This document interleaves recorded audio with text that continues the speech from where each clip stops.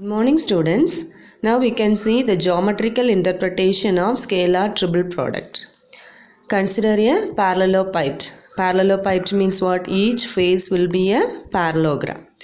So now I am taking the absolute value or modulus of scalar triple product. A vector cross B vector dot C vector is the scalar triple product, isn't it? The modulus of that is volume of the parallelopiped with A vector, B vector and C vector as the coterminous edges. This only I am going to prove now. Okay. The modulus of scalar triple product is equal to this one. And here A vector, B vector, C vector we have like this. Okay. For A vector, B vector, C vector, the starting point is same. From the same point it is moving, isn't it? So only we are saying it is a coterminous edges.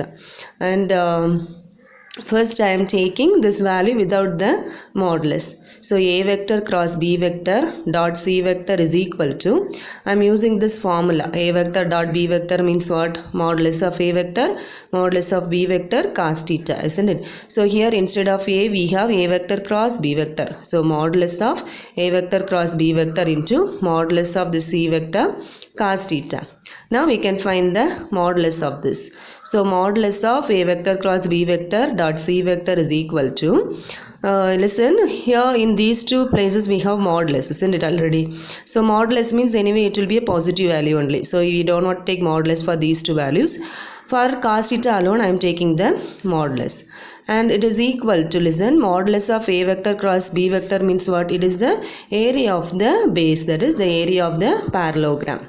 So area of the parallelogram, that is the base, into this modulus of C vector into modulus of cos theta is the height of the parallelopiped. That is, for this parallelopiped, what is the height?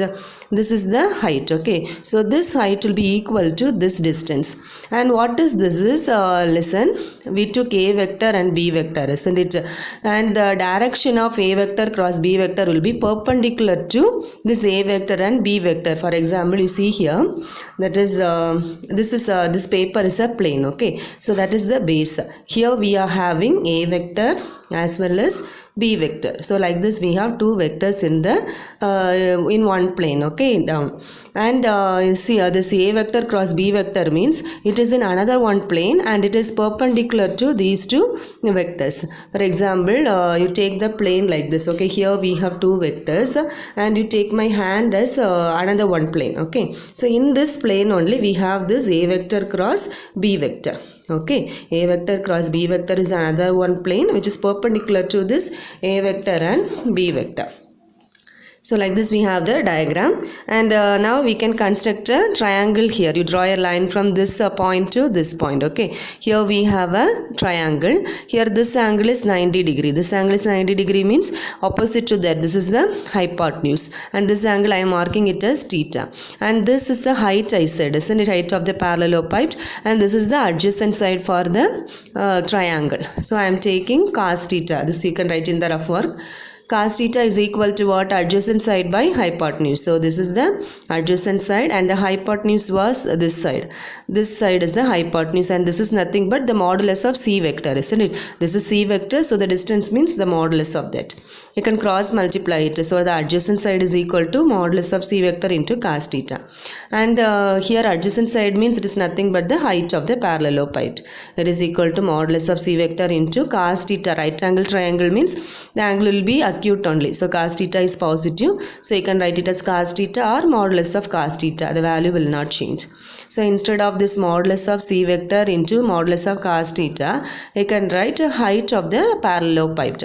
So volume of the cuboid formula is what? Length into breadth into height, isn't it? That is area of the base into height of the cuboid. Same way only here also. Here what we have, this is area of the base, that is a parallelogram, and this is height of the parallelopiped. So it is volume of the parallelopiped. Now we can see theorem 6.4. The scalar triple product of three non-zero vectors is 0 if and only if the three vectors are coplanar. So you take first three vectors and the three vectors are non-zero vectors. Okay, let A vector, B vector, C vector be any three non-zero vectors. Now I am going to assume the first part, that is it is the scalar triple product is non-zero. That is the scalar triple product of three non-zero vectors is 0. Okay, this scalar triple product is equal to 0 we are taking first, and you want to prove that the three vectors are coplanar. Okay, so a vector cross b vector dot c vector is equal to 0. Already we have learned that if the dot product of two vectors is equal to 0 means then both the vectors will be perpendicular, isn't it? So here this c vector is perpendicular to a vector cross b vector, or a vector cross b vector is perpendicular to c vector. Anyway you can write. If and only if, listen, already we saw if a vector and b vector are in one plane.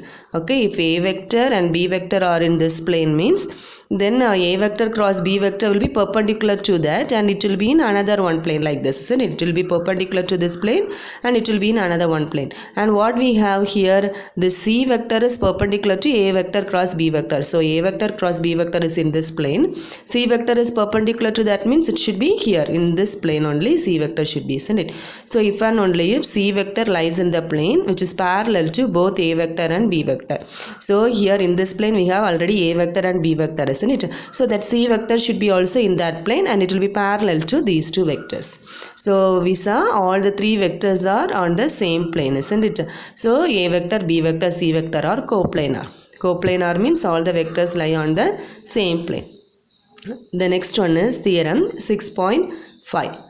So three vectors a vector, b vector and c vector are coplanar if and only if there exist scalars R, S, T belongs to R such that at least one of them is non-zero, and RA vector plus SB vector plus TC vector is equal to 0 vector. So first you can take the vectors like this. A vector as A1 I cap plus A2 j cap plus A3 k cap. B vector as B1 I cap plus B2 j cap plus B3 k cap. C vector as C1 I cap plus C2 j cap plus C3 k cap. So we have all the three vectors are coplanar, isn't it? So the box product will be equal to 0. If and only if box product is equal to 0 means it is determinant of, you can take the coefficients. The coefficients of A vector is A1, A2, A3. Then the coefficients of B vector is B1, B2, B3. Then the coefficients of C vector is C1, C2, C3. This is equal to 0. So listen. What we are going to do is, I am going to take three non-zero, that is three scalars. There exist scalars R, S and T belongs to R. All the three are real numbers. Among the three, at least one of them is non-zero such that A1R plus A2S plus A3T equal to 0, B1R plus B2S plus B3T equal to 0, C1R plus C2S plus C3T equal to 0. So how we are getting this is, listen, this is the determinant value is equal to 0. And we know we can multiply any one row or column by scalar, isn't it? So I am multiplying the first column by R, second column by S, third column by T.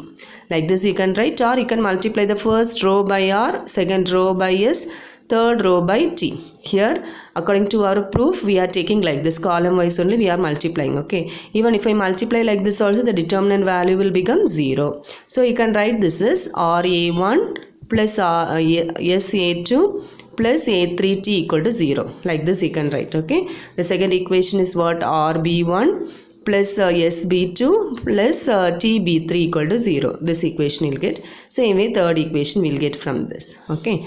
Then if and only if there exist scalars R, S, T belong to R, at least one of them non-zero such that RA vector plus SB vector plus TC vector is equal to 0 vector. So this only we want to prove. How we are getting that concept is, in 11th standard we have learned that three vectors are coplanar means one vector will be the, one vector can be written as linear combination of other two vectors. Okay, so A vector is equal to SB vector plus TC vector you can write.